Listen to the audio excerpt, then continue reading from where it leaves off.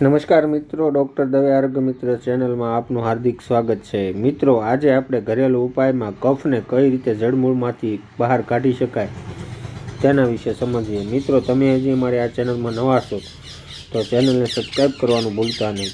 Video ગમે તો like અને શેર કરવાનું ભૂલતા નહીં। તો કફને કઈ રીતે ફેફસામાંથી સાફ થઈ બહાર નીકળે તેના વિશે સમજીએ। મિત્રો, દરરોજ 5 ખજૂરની પેસ્ટ લઈને ખાઈને ગરમ પાણી પીવાથી ફેફસા સાફ થઈ કફ નીકળે છે।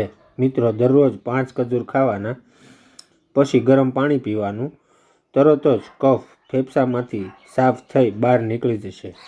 મિત્રો, વિડીયો ગમે તો લાઇક અને શેર કરવાનું ભૂલતા નહીં। મળીએ હવે પછીના વિડીયોમાં।